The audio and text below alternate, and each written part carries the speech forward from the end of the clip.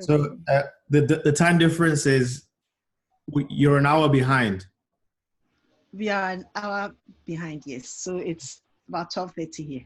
Okay, okay. Yeah. Do you have to get back to work or anything? No, no, no, no. I'm off. No. Oh, of course. Oh, I'm sorry. No, no, Sorry, no. that was insensitive. No, no, at all, at all. I'm off. I'm hopefully going back to work in next week. So the thing for me is, did you get a chance to watch the video?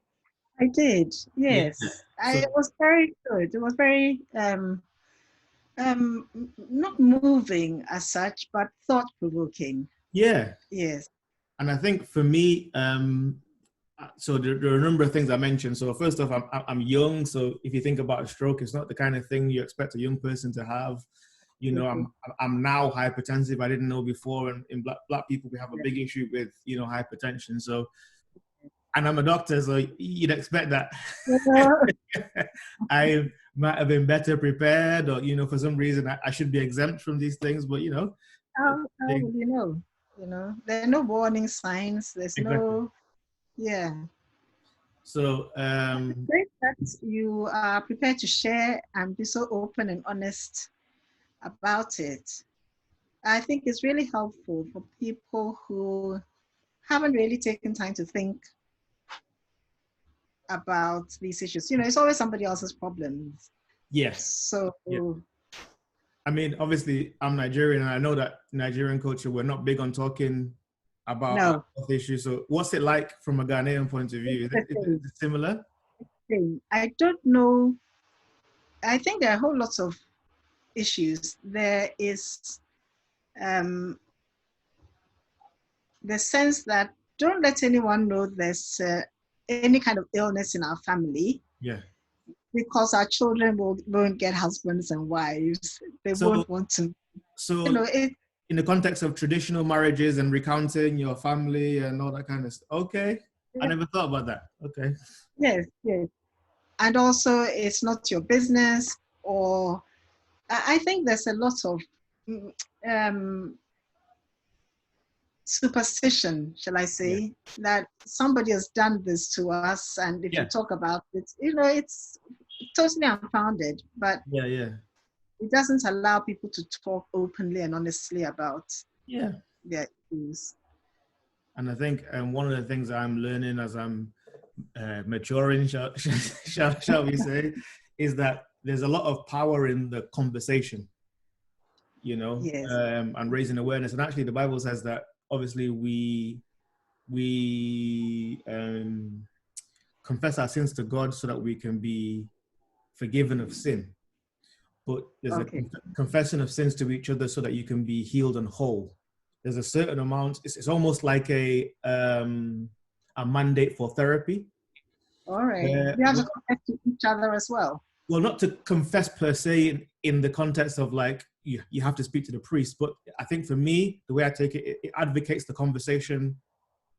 That kind of community conversation or brother to brother.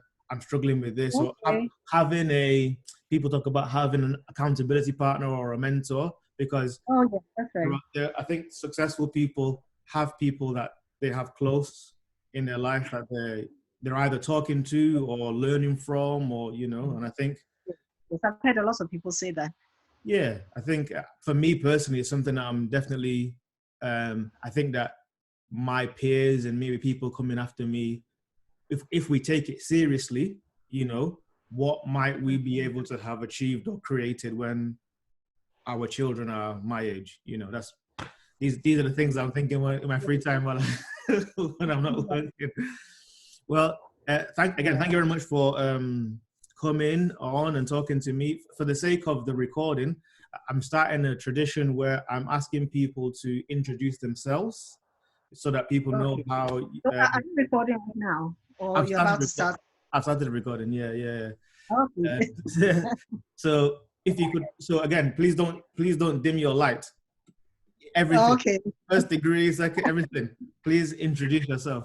All right. Okay. So my name is Dr. Patricia Brown. I'm a Ghanaian, and I'm also Christian. I did majority of my education in UK. So my secondary schooling, my university, my degrees. I did a BSc in biochemistry. Then I went on to a master's in nutrition, a PhD in nutrition stroke biochemistry. And then I worked there, lectured a little bit in alternative medicine. I was teaching pure nutrition. Okay. But the organization was a naturopathic organization. Yeah. I'm not really quite sure what the rest of them were doing, but they wanted me to do the pure science, the pure biochemistry and nutrition with the students. So that's what I did for just a short while. I worked in a couple of hospitals in clinical biochemistry. Okay. And then I did a lot of teaching. Then we came home to Ghana. The family moved here.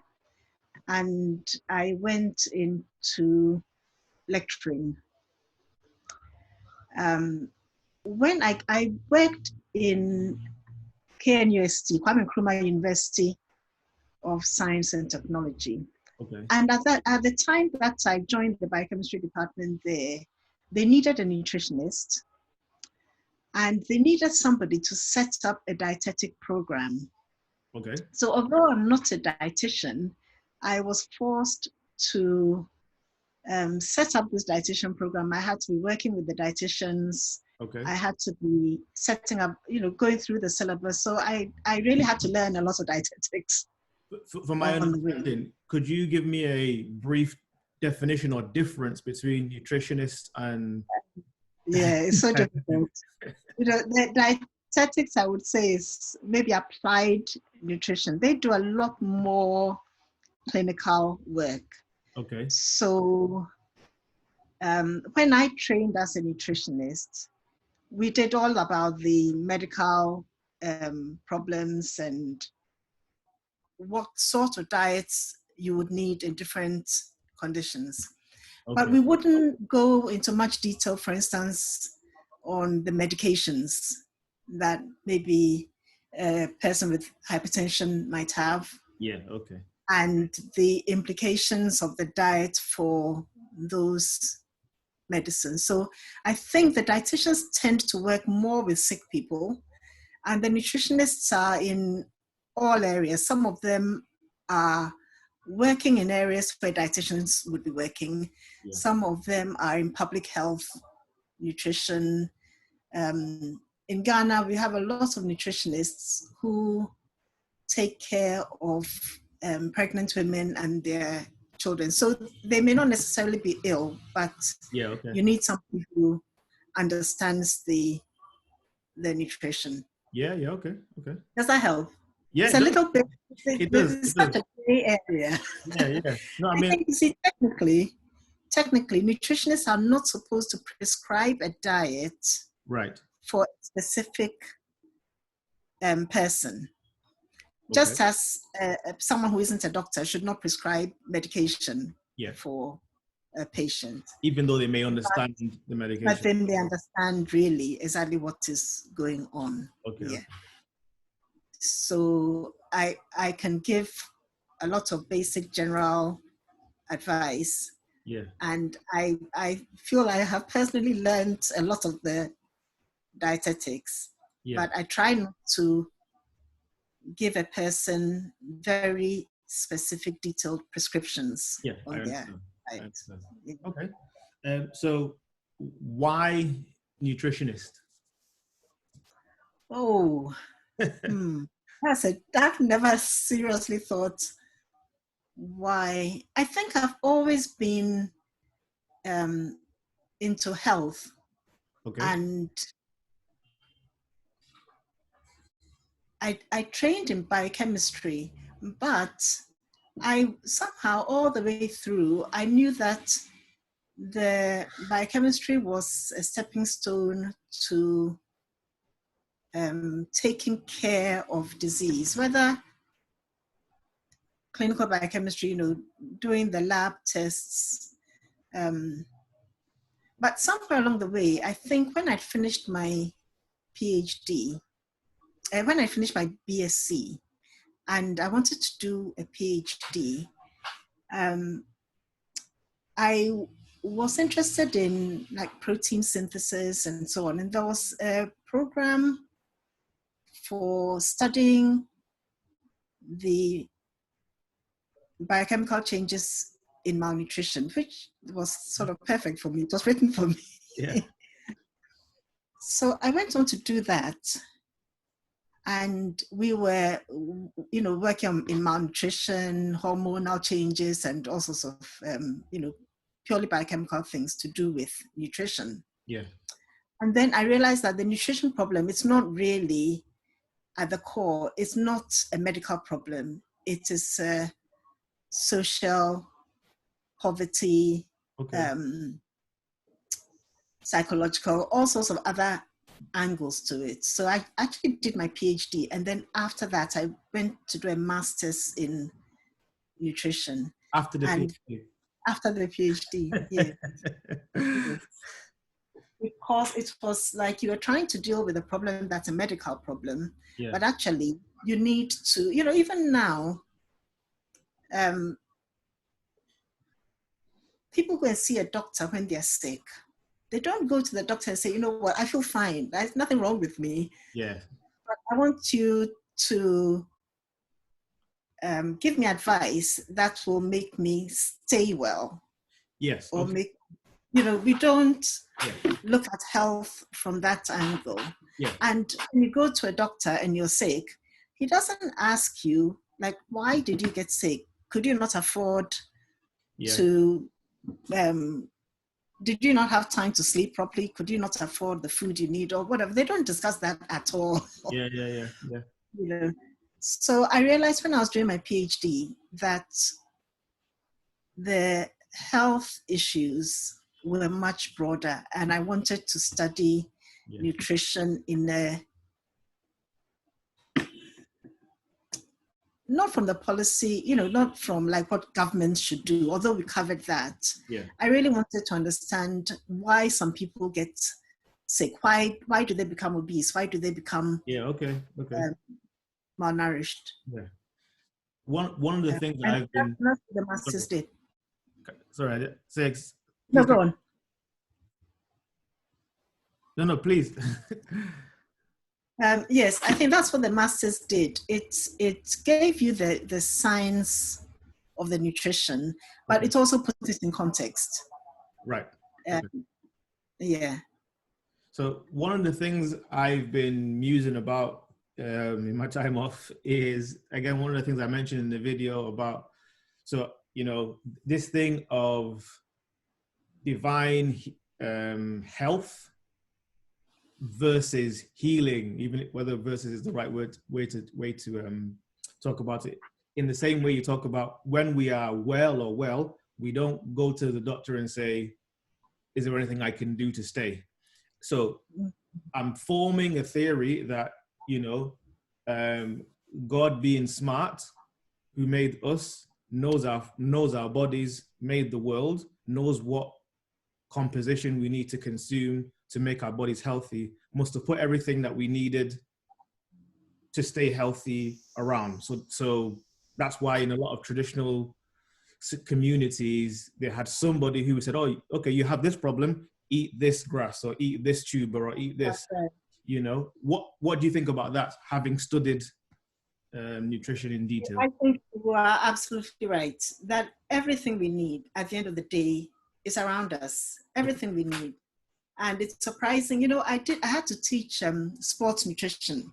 Okay. And I had not realized how important water intake is and what a difference, even, something so simple and so basic as that, how much we really need to almost monitor our fluid intake as part and parcel of what we do, And it's also struck me being in Ghana that many people don't use the regular medical facilities.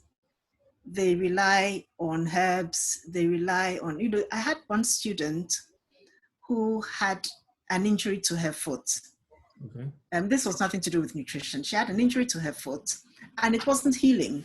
And I said, you ought to, go and check it in case there's some diabetes or something that is stopping it from healing. Yeah.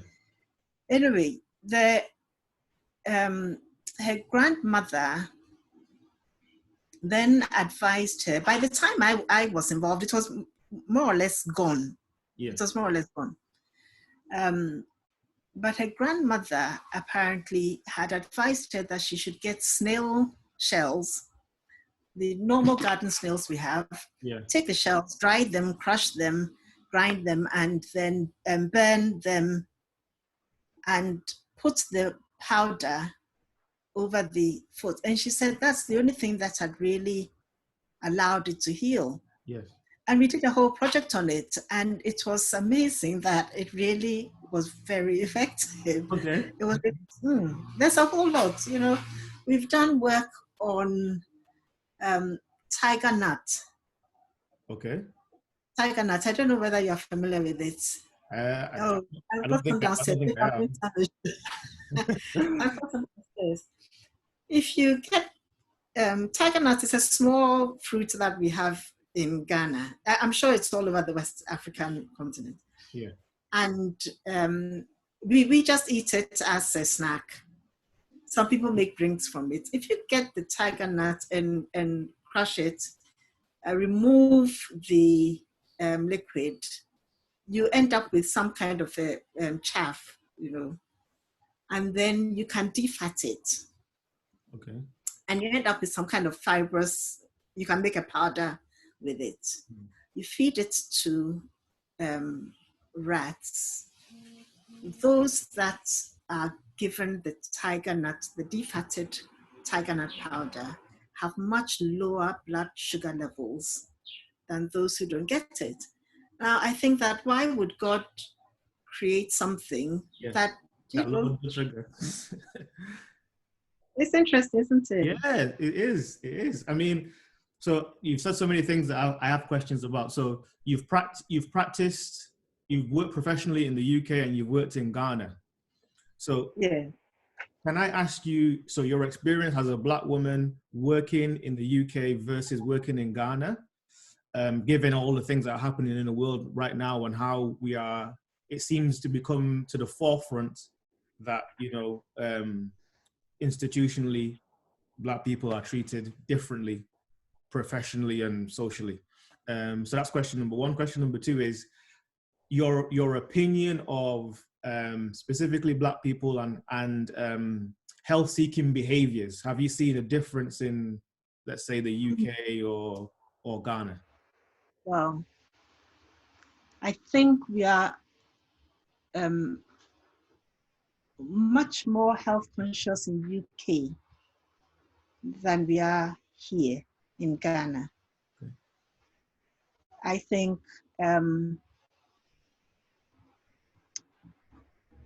health is a little bit lower down on the priority here, just because the practical day-to-day problems are greater.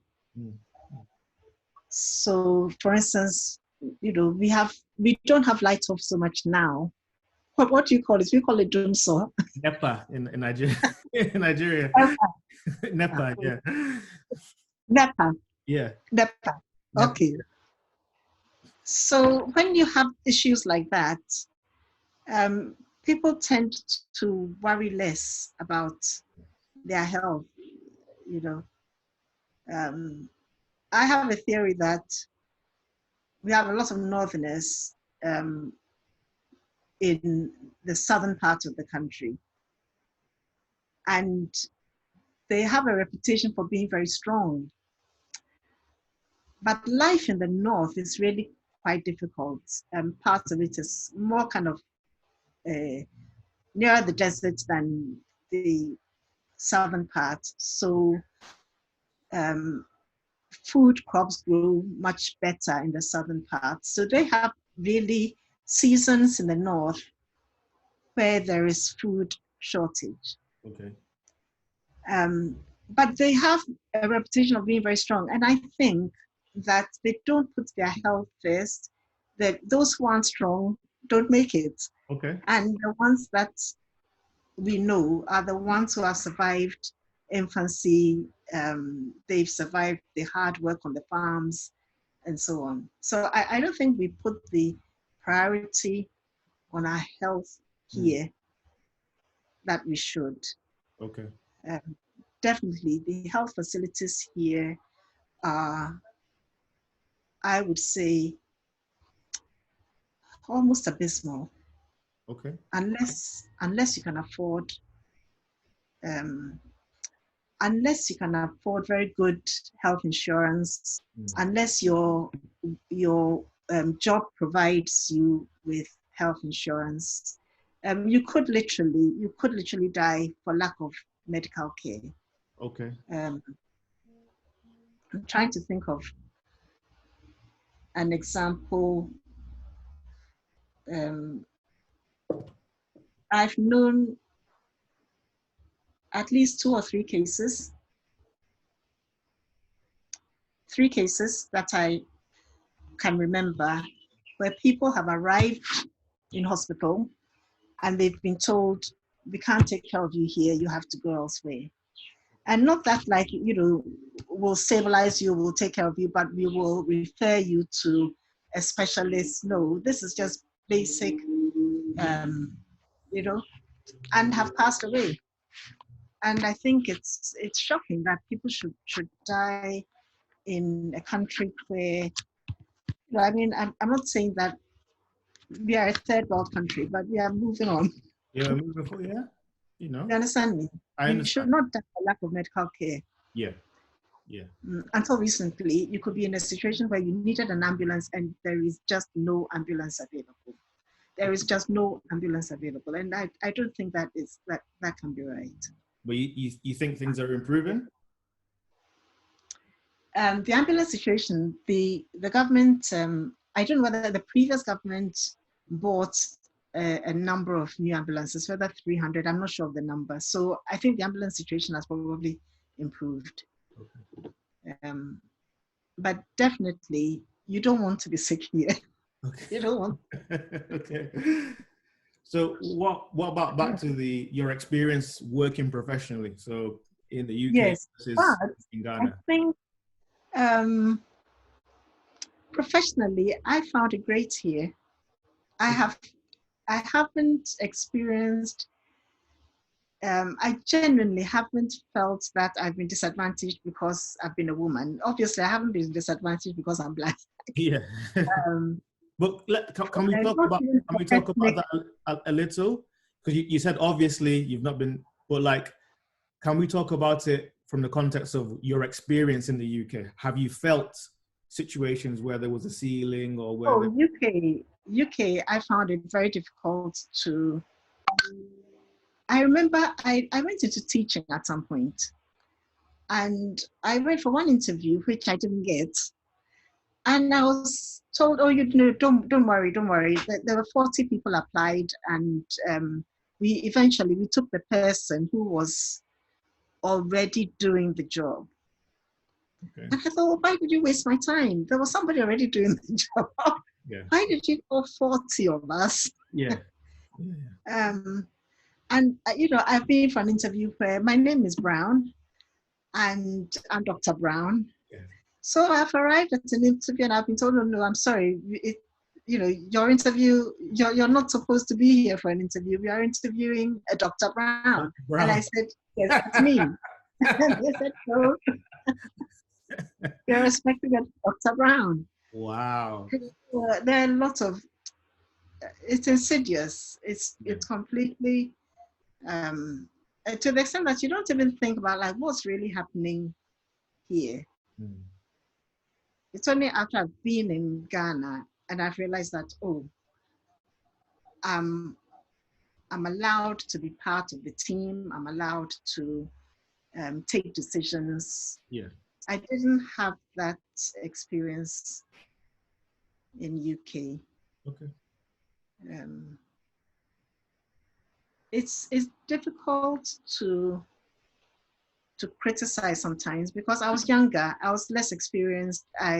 So possibly I was, that's the way all white people are treated when they're young and inexperienced. Yeah.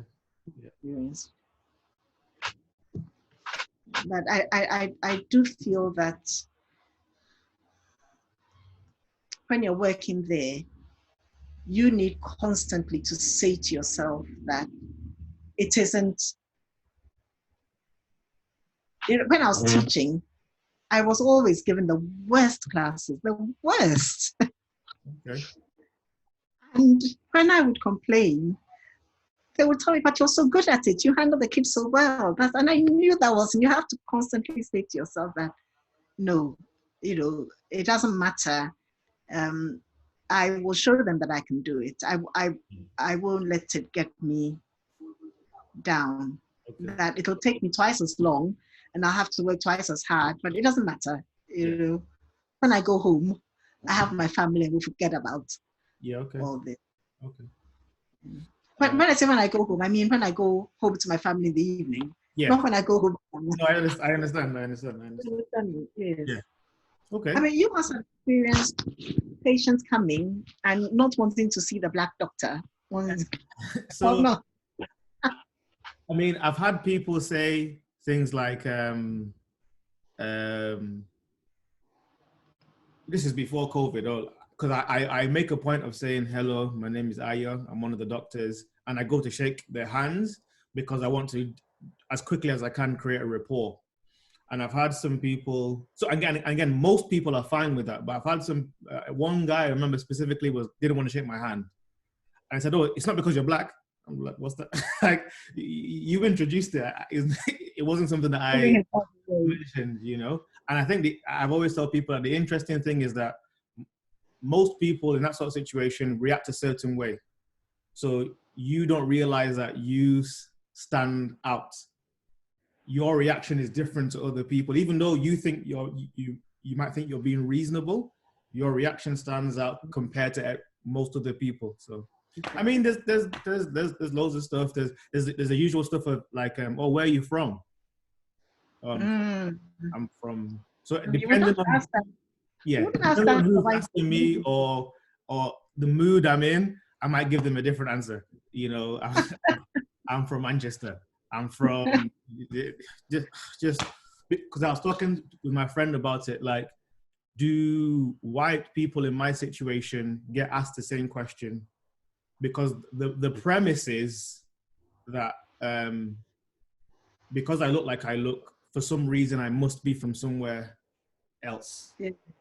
Because you're not interested in my white colleague. No. What doesn't matter? I need you as a doctor. I don't need you. Who may be from Germany or New Zealand or but anyway. Well, you've done well.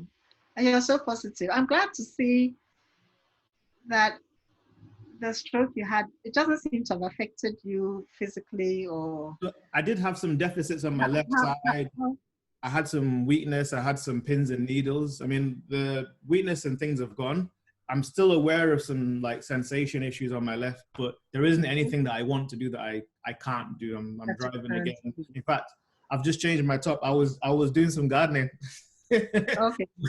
Yeah, we've got a lot of mud. We're trying to get out into a skip. So my wife is putting me to good use in this. In the It must have been frightening, though.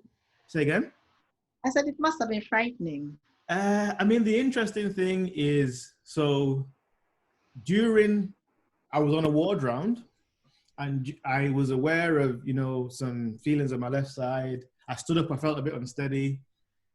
But for most of it, I was like, I'm okay. I didn't think I'm having a stroke. I mean, for a minute or a second even, I was like, is it a stroke? And I was like, nah. I'm having a migraine. It must be a migraine because obviously there's types of migraines that can give you stroke-like phenomena. I didn't have any weakness, but I didn't feel well. I didn't feel myself. And I drove home. And then I checked my blood pressure and it was sky high. And that was the thing that made me go to the hospital, So thank God I went when I went. and I was able to control my blood pressure because, you know, How did you get to the hospital? my wife took me. So my Your wife parents came to stay with my kids. My wife took me to the hospital.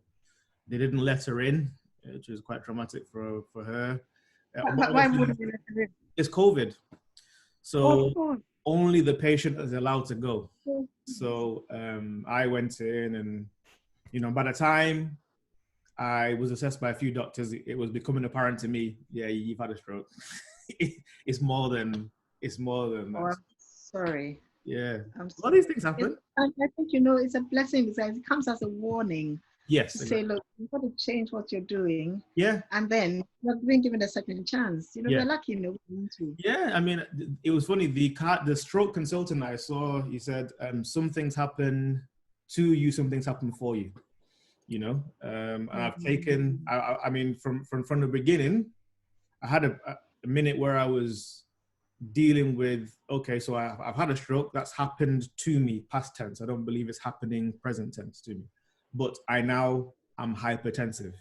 So there's an issue I'm now having to deal with, and not define myself by per se, but going from feeling young and fit to now being given a diagnosis of a chronic medical condition. You know, I'm hoping to live to greater than 80. So for only 80. Well, you know, more than hopefully, you know. So for the rest of my life, this may be something that I'm dealing with. You know, so that took a minute to register and for me to come to terms with. But for me, I think I've landed on it could have been a different story. We all know of people who die of strokes or who have significant deficits and are still recovering a year later, or you know, they can't function in the same way. So I think all in all, I'm very grateful. You know, I thank God that, you know. Were you able to get to the hospital relatively quickly? So I had symptoms for most of the day. By the time we decided to leave the house, yeah, we were there within 20 minutes. But I had symptoms for most of the day. I mean, I came home, I slept, I ate. I was hoping just to feel better, but I didn't feel better. And I checked my blood pressure; it was very high. So that's. Again, they say, you know, doctors or healthcare professionals make the worst patients. You know, if I wasn't a doctor, maybe I would have just gone straight to A&E. We thank God. Thank God. Exactly. Especially for your family. Yes. Yeah. It's been a lot for them to deal with, especially because we're all dealing with COVID. But I think, you know, I'm grateful that the kids understand. Well, I mean, for me, everything is a teaching moment. So the kids now understand that the brain controls your body. Daddy had a problem with his brain, but now he's better. And obviously my wife is in my rock. She's been taking care of me, and we've been trying not to frustrate each other with her threshold of what she wants me to do and my threshold of what I want to do. So yeah, I had a few more questions if you have the time. Please go ahead. We talked about home foods. So like, I've done some quick internet research, and again, I'm not big on like solid. That's what we call it in Nigeria. But like, it was surprising to me that there was evidence that there was some nutritional benefits of things like our traditional diets. So as compared to the Western diet, so things that we specifically eat in Western Africa. Oh, that's a huge. I think the problem is that we do some research, but we don't really publish, and we don't get it out other than in the scientific journals. It doesn't come into common knowledge. But the nutritional benefits of some of our foods is really enormous. There's something called the Baobab. The tree grows in the north, and you get a sort of fruit from it. I think it may be one of the highest, have one of the highest vitamin C content of any food that I know. Wow. Tastes very good. It's, the leaves that, we are familiar with spinach, but we have a lot of other green leaves and lots of nutritional benefits. There's something called aleifu, there's one called boko boko. And we don't tend to eat them, I think, because, well, locally they are eaten, but they're not packaged. It's not, if you're not very familiar with them, you're not sure what you're buying, because one leaf looks like another. Okay. And one that you were shown, you are not sure when you go to the market whether that is the one you want. So sometimes we don't really use them. But the local people, they will use it, for instance, in treating anemia. I think our foods are. I've got a book. Yeah, I was going to ask you about that. So I heard you're publishing. I've got a book. We've got a lot of corrections, but it's actually going to be ready soon. Okay. And I think we're going to call it, I'm not sure, I think we're going to call it Check Your Calories and Nutrients. Okay. But the thing is, we've taken photographs of the cooked foods. In another edition, we'll do the raw local foods. Yeah, okay. Because, when we say to, let me say to someone who maybe is hypertensive, that, look, you've got to cut down your salt, you've got to cut down your sodium intake, try and take some foods that are high in potassium. Yeah. But how on earth are they going to know? How do they know? And you tell them that. The other thing I found that, again, for somebody who is, again, so I'm very Western in a lot of my ideals and very like in diet and things like that. But for somebody who is traditionally still eating solid and swallow and things like that, how does that person know exactly what to cut out and what to add? What to eat, what not to eat, unless a dietitian tells you specifically, exactly, have this amount of yam, have this amount of rice. Exactly. And I think we should take responsibility ourselves. We should be able to work out, this is how much protein I need. There's so much protein in, maybe you have the kidney condition and they don't want you to take too much protein. Yeah. But actually, you want to take protein that is of a very high quality, so you don't have to take so much of it. Yes. So there isn't, you understand me? I understand. So if you're taking plant foods, you can look at the protein content of the plant foods and choose which ones, because your stomach only consumes so much. Yeah. You understand me? Yeah.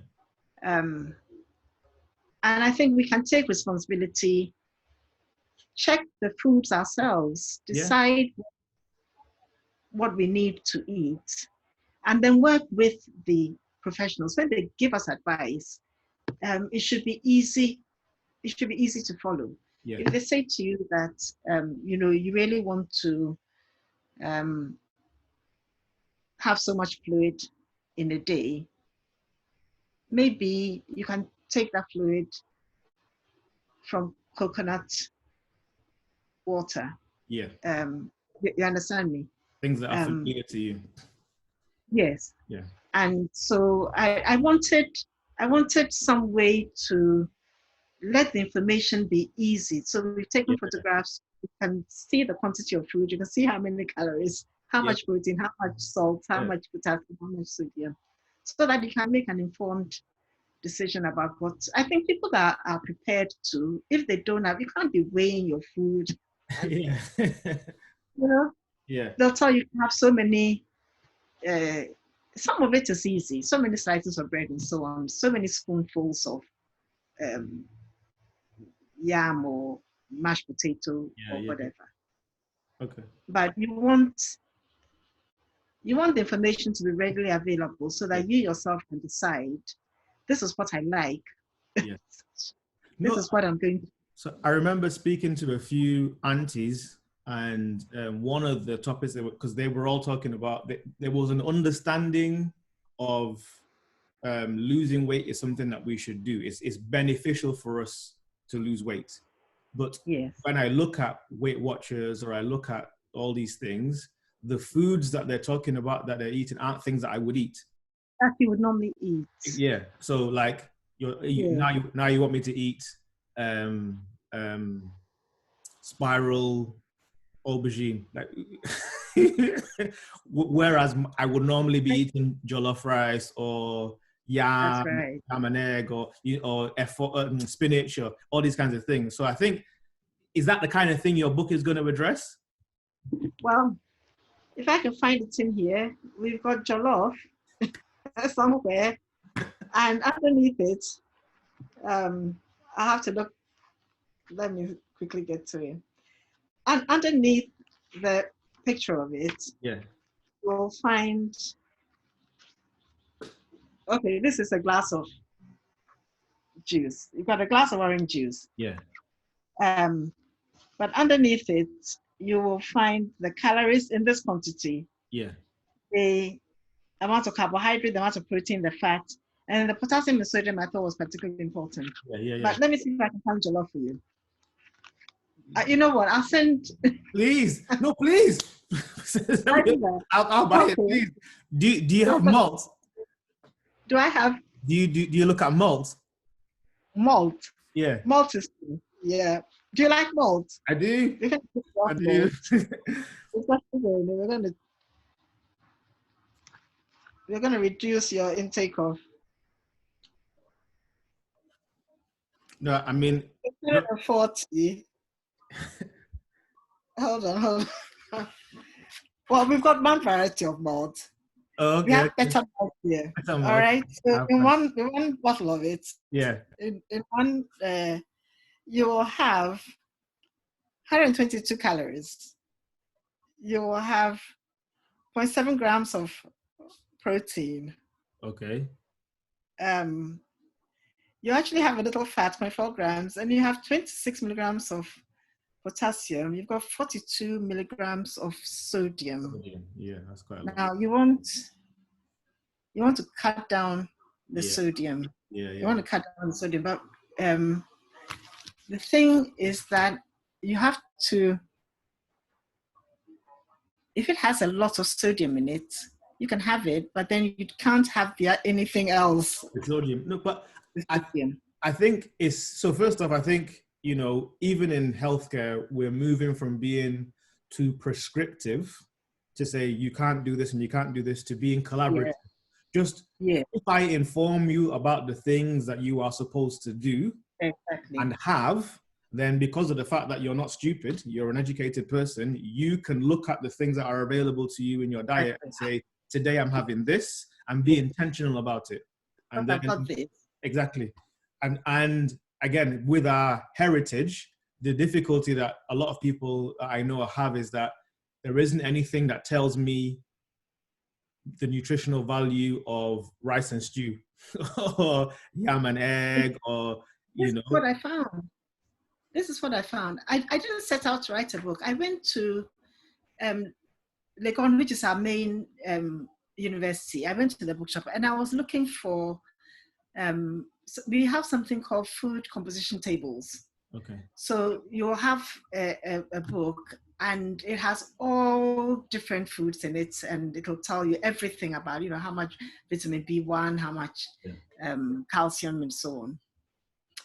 And they didn't have any. They tried to sell me recipe books. I said, no, I'm not looking for a recipe book. Yeah. I'm looking for something to give me the nutritional composition. Yeah.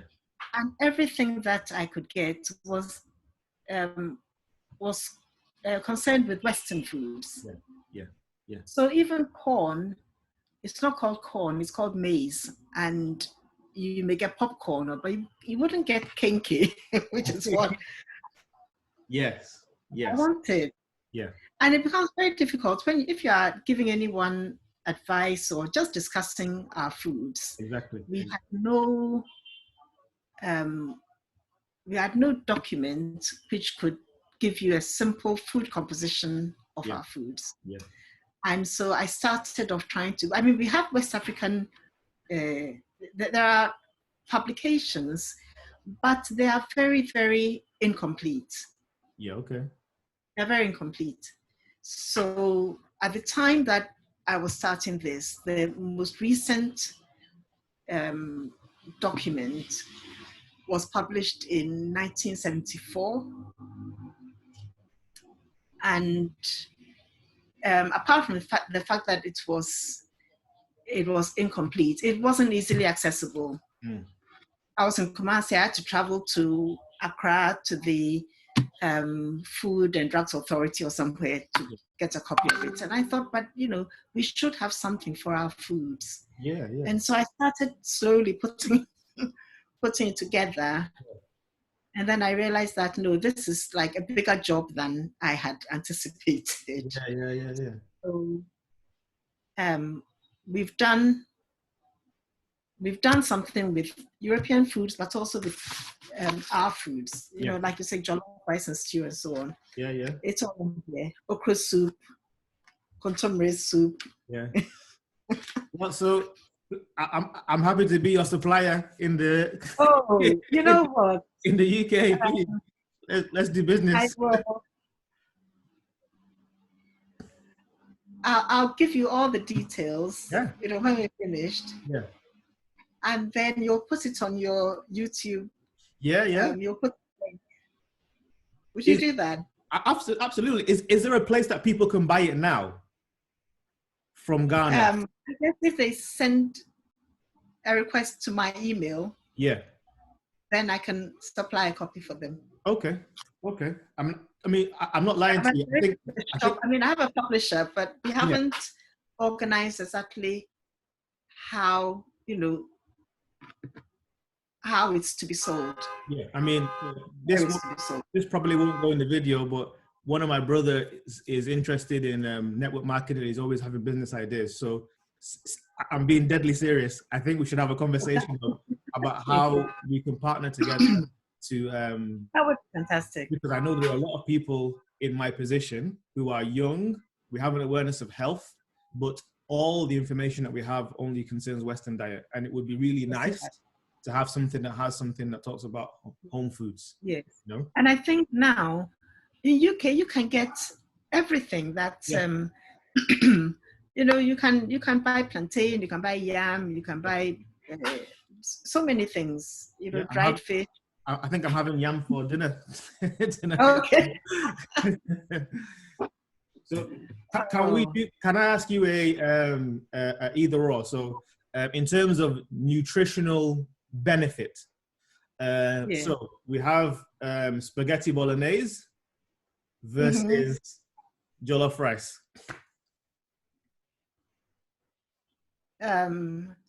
I would go for the spaghetti if it's wheat spaghetti.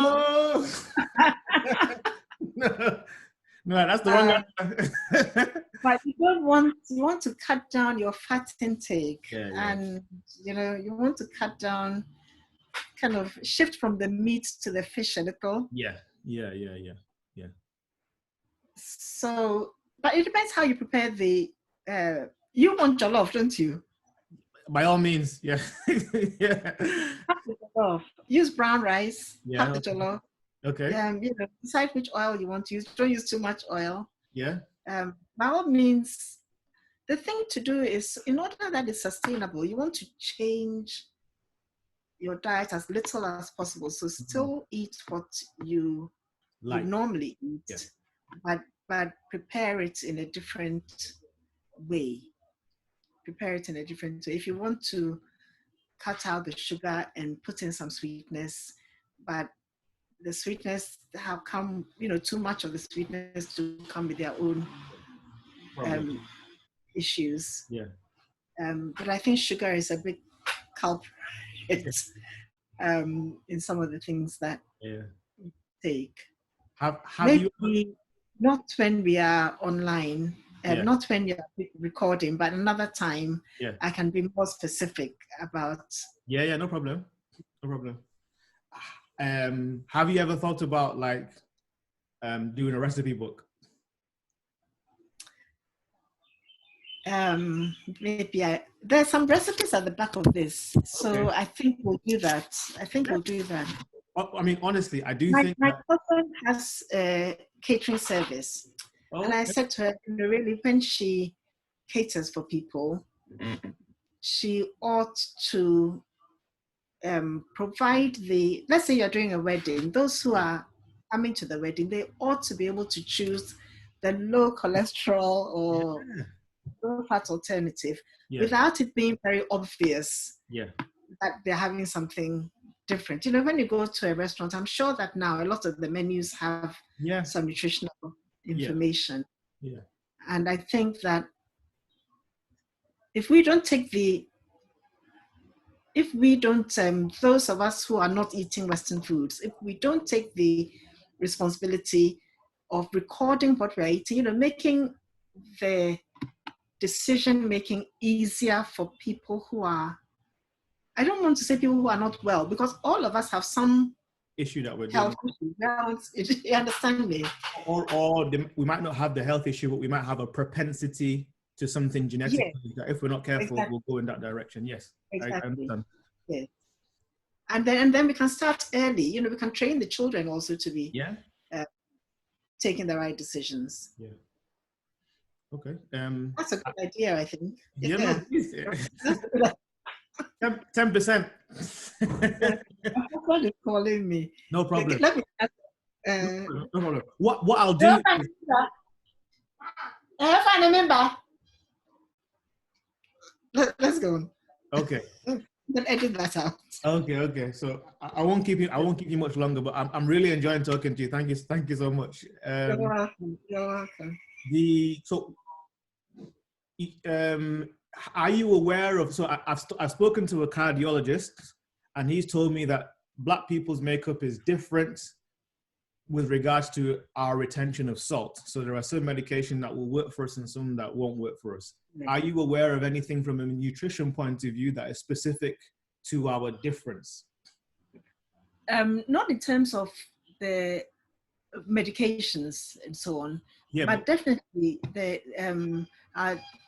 it has to be something to do with our genetic makeup. I know that we retain salt much more than white people, and that's why we have a tendency towards high blood pressure. Yeah. And that doesn't change where you are. Yeah. It's not going to. I think the Western diet is, our diet here is very high in salt, but the Western diet is also a problem because the salt comes already in the food. It's not the salt that we are adding to the food. Yeah. Okay. You almost don't need to add any salt to the food. Yeah. If you need maybe 3 grams a day, and the diet typically may contain, I don't know, maybe 12 grams of salt. Yes. Okay. If you want to cut down to the 3 grams, you'll find that you will get that 3 grams already naturally in the foods. In the food, okay. Without adding salt to what you're cooking. But then the food becomes unpalatable. It's yeah. a problem. Yeah. So sometimes what I think works is if there is no salt in the staple, there's no salt in the rice, but there's some salt in the stew. The stew, okay. Yeah, or if, let's say with jollof, there is little salt in the rice, but the meat is a little better seasoned. Yeah. It's easier to eat. Yeah, okay. Sometimes there's no going, like lettuce is lettuce and it's not going to taste good. Whatever you do. But I found with everybody I have spoken to in terms of their diet, their health, that the major hurdle is their reason for changing and their motivation. Okay. I've definitely found that you can't make any progress until you've really thought long and hard. Do I really want to make progress? Do I really want to change? And why? I'm not being simplistic. I'm not just saying that. I Oh, no. think it's worth taking some time to think through why you want to change. And, maybe, I don't know, maybe you want to lose weight. You could almost say, well, I'm not going to change my diet as much as I should, but I'm going to do more with exercise. Yeah. And you can't do one without, the diet alone is not going to work. You need to have both. Yeah. But I think we need to be honest with ourselves. Yes. And also, when you're making changes, you have like the CEO of a major company somewhere, and you're asking him to walk to work. And he is thinking that my subordinates are going to think that I can't afford the petrol. Yeah. Or something. Yeah. So let him ride his big Mercedes to the door. But find some other way to get the exercise in. Yeah. I mean, I've been thinking about something else with regards to, I know a lot of people are now talking about reducing the meat that we eat, the amount of meat, maybe switching to fish, or a lot of people are advocating like vegetarianism. And I wondered, so again, traditionally in situations, let's say in the village, we might not have had access to meat specifically, and it was seen as the good life, to be able to do that. So we've now shifted in a position because of agriculture and industry, where the things that we weren't able to get, we're now more able to get, but we didn't shift.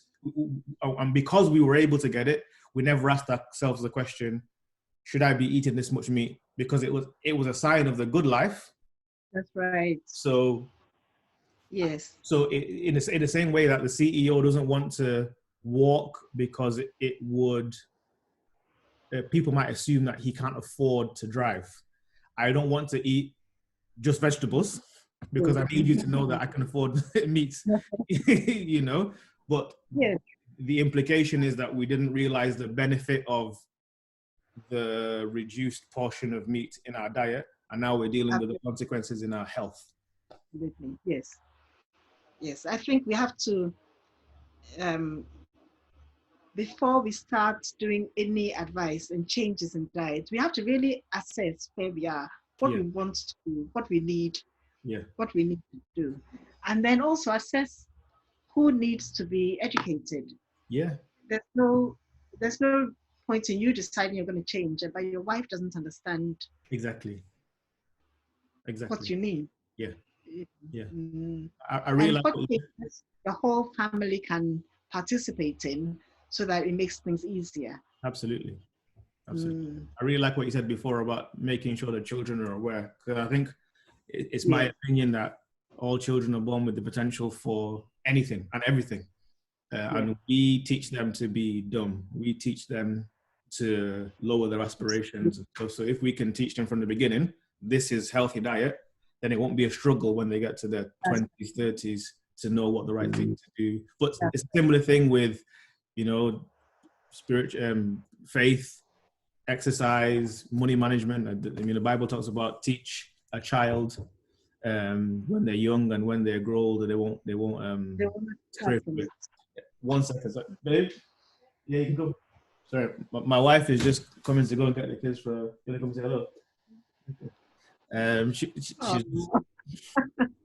So you're very blessed. I am. You're right.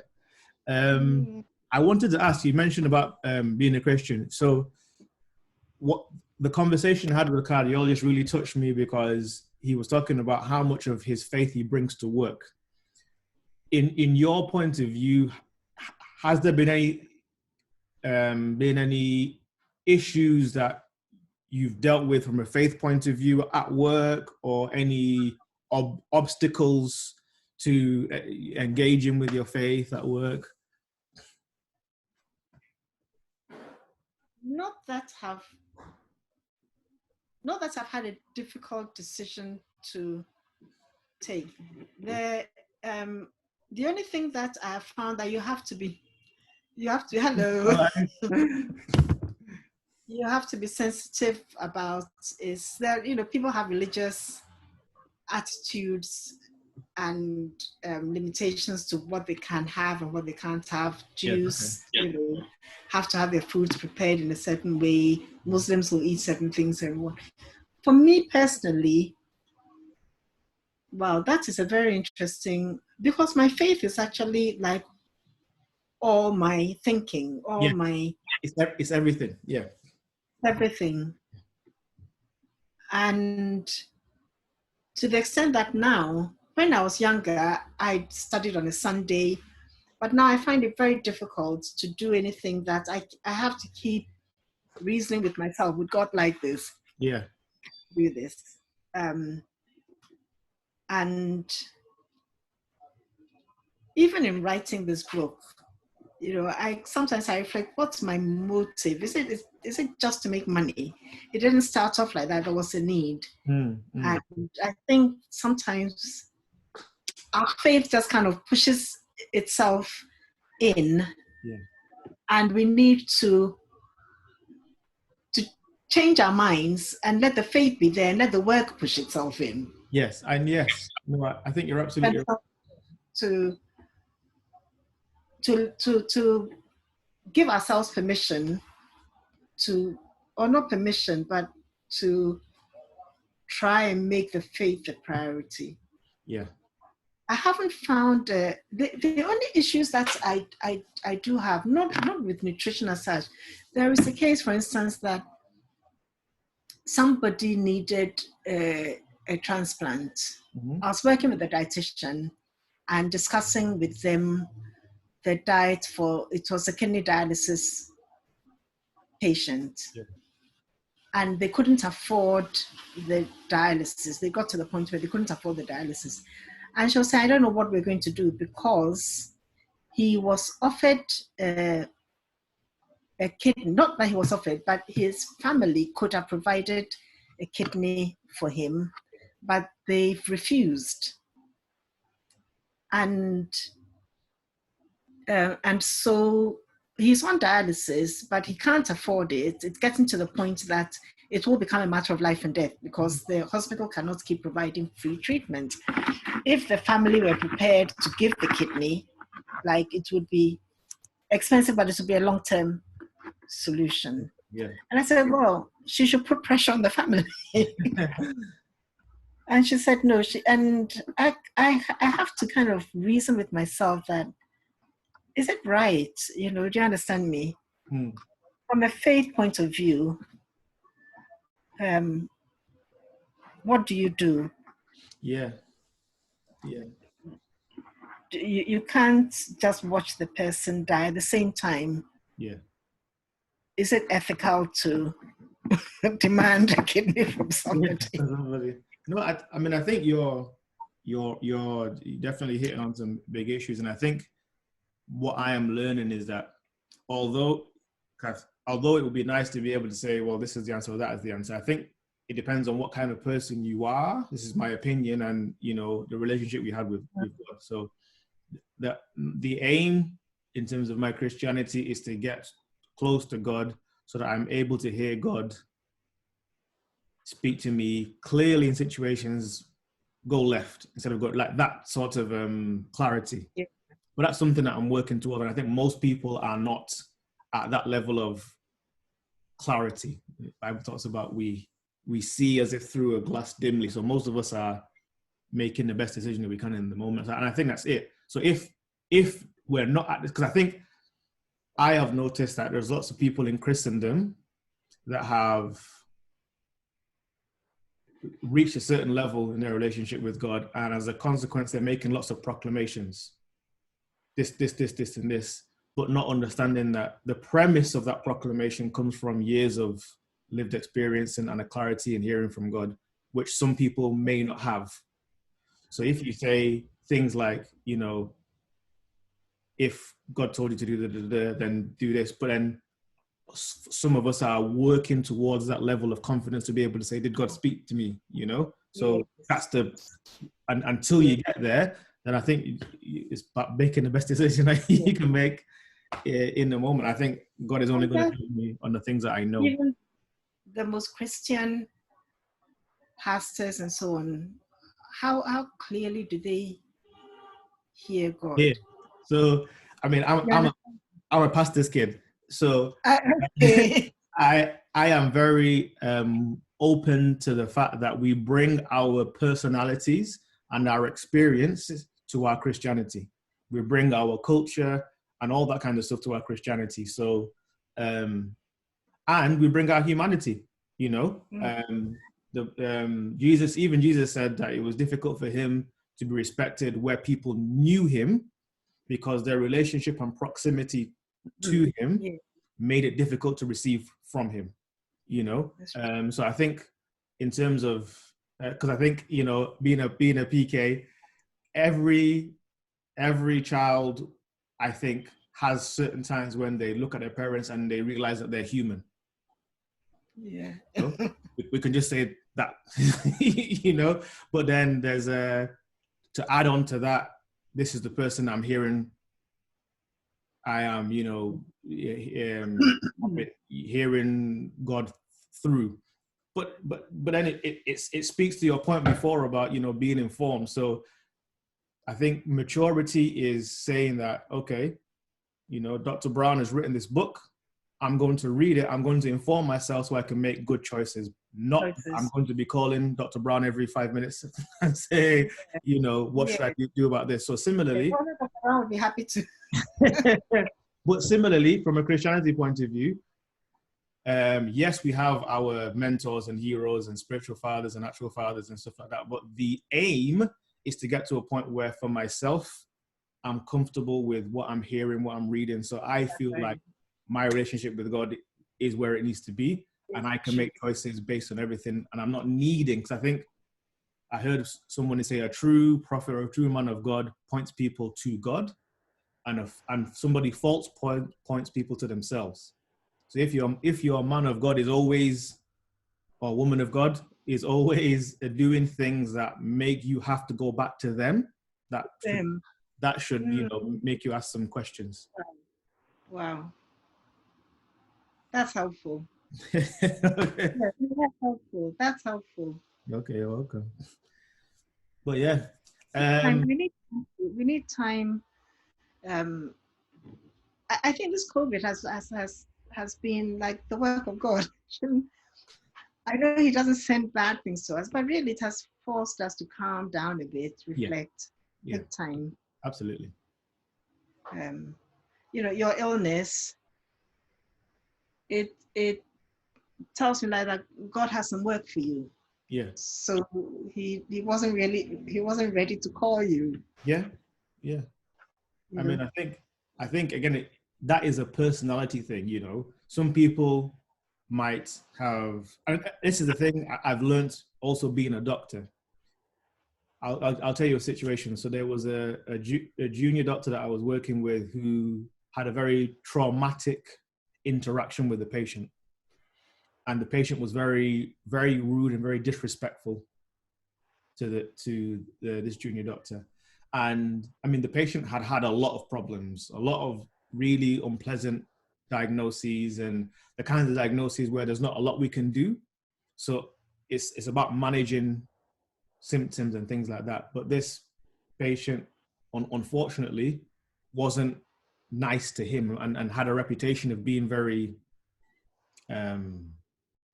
very difficult in interactions. And I took my junior colleague to the side, and I was explaining to him that, so this is the thing that, you know, helps you understand that it's not the things that happen in life that determine you or should determine your reaction to it. It's what's inside, because there are certain people who have maybe even worse diagnosis than this patient, who are nice people. They're pleasant, you know. They're grateful. They're not rude.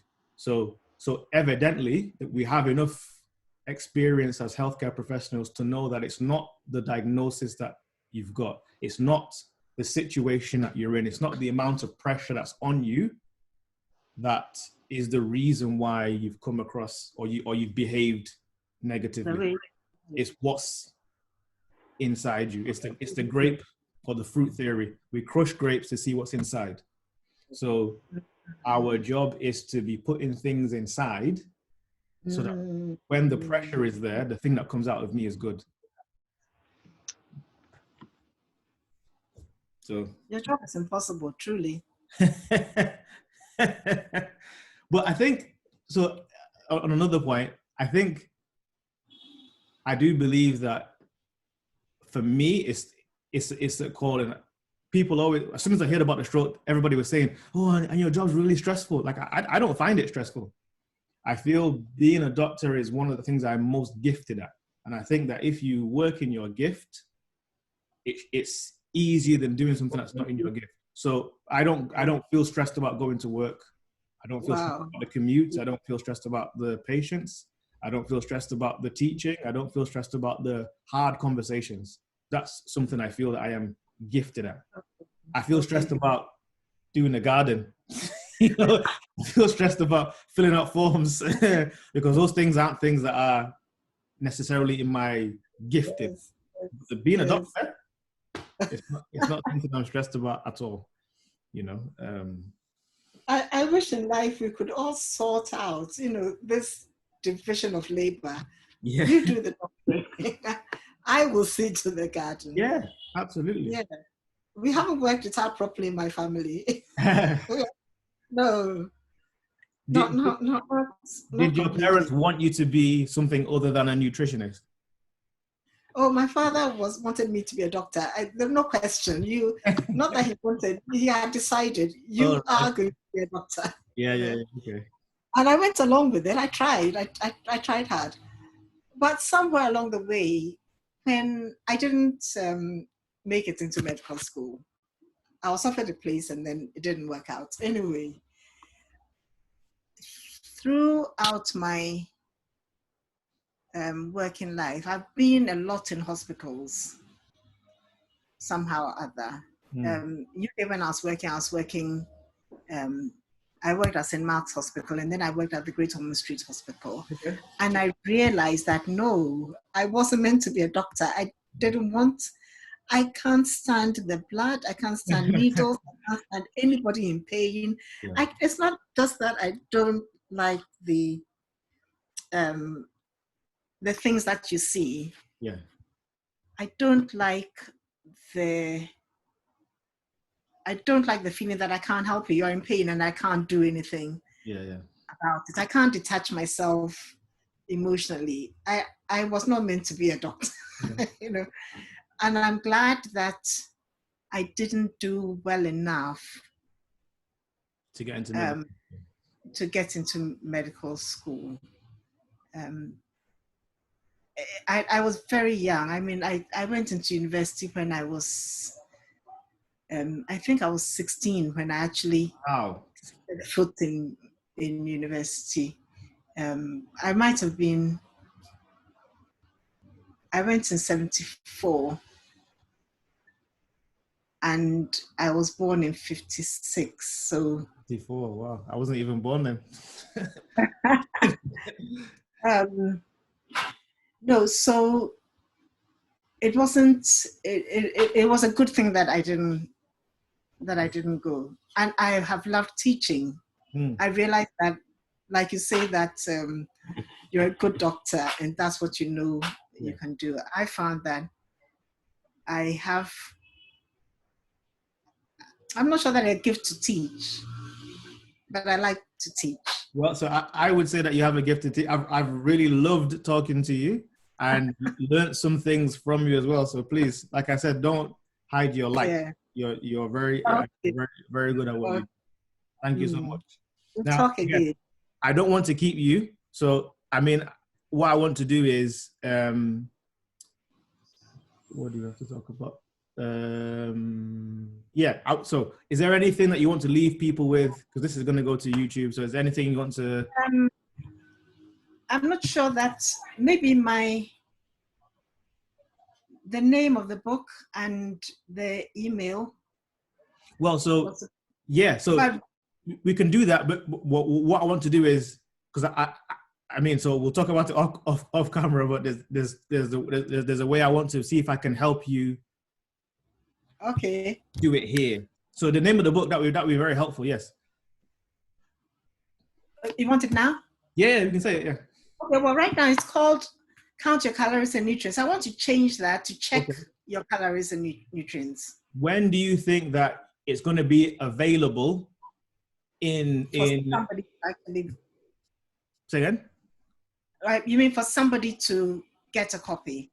So for those of us specifically in the UK, to be able to, when you've done all that changing and it's packaged and it's beautiful, when should we look forward to the grand? I would say 2 weeks, but let me say 1 month, and so that I know. Is that too long? No, not at all. Not at all. So we're looking at August 2020. All right. Oh, wow. No problem. And I feel as though you've been sick, and thank God you are looking well. Maybe another time we can discuss your diet a little bit, not for something prescriptive. Yeah. To give you some basic, a basic pathway, if you like, things that you can assess for yourself. Yes. You understand me? I would how assess your energy requirements and your energy intake. Yeah. How you can assess your the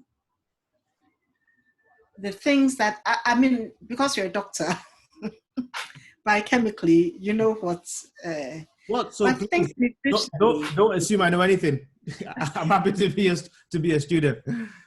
Understand me? Yeah. And then the types of changes that that might be helpful for you. I would love that. And in fact, I would love for my wife to be there as well. So we can arrange a time for what we can do that. So we can arrange a time. I would love to do that. Yes. So can I call you a dietitian? Pardon? Are you seeing a dietitian? No. So one of the conversations I want to do is I want to find a dietitian, and again, specifically what we've talked about with regards to Western foods versus home foods. Yeah. I want to drill down, into that kind of thing. So. All right. Well, my sister is. Are you in London? No, I'm in Manchester. You're in Manchester. Yeah. Okay. All right. I don't know anybody in dietetics in Manchester. My sister happens to work with some dietitians in London. Okay. But I'll have a think. Because I'll be honest with you, because I'm Funke, your niece. She's the one that introduced me. So we're on the same WhatsApp together, and I just asked the question: does anybody know any Black nutritionists or dietitians? And actually, there's not a lot of you, at least that we have access to in the UK. Okay. So that's a big issue, because exactly the point you're saying about our community, I believe that, again, with all that's going on in the world, we are being made aware of the fact that we have to take care of ourselves. We have to take responsibility. And so I think it's definitely an untapped market, especially with, like I said, young people like myself. I have an awareness of health. I have an awareness of exercise and things, but specifically about if I go to a wedding and there's different choices, I want to be able to make an informed choice. And right now I'm not able to do that. So that would be really helpful. Do you know anybody who's doing what you're doing for Nigerian dishes? Because some of the things you mentioned, they might be Ghanaian, and I'm not sure I have no. I don't. And I know a few nutritionists and dietitians around the West African area. Okay. We were trying to develop a program that would teach nutrition, but it would be the same course across West Africa. So you could be in Liberia, and you'll be following basically the same, the requirements would be, the syllabus would basically be the same. Yeah, except okay. for the local changes. Yeah, okay. But not anyone who has put our foods into a book with a composition. Yeah, okay. I mean, it doesn't go through all the Recipes. all the nutrients, because it would really be way too much Yeah. for what we need day to day. Yeah. It was designed to be something that you can just refer to quickly and get the Yeah. information. I mean, especially in this generation, if I can give you some advice, one of the ways of potentially doing that over a longer period of time and would be maybe using social media. That's why I mentioned my brother. So my brother is a genius at this, and he's the one that's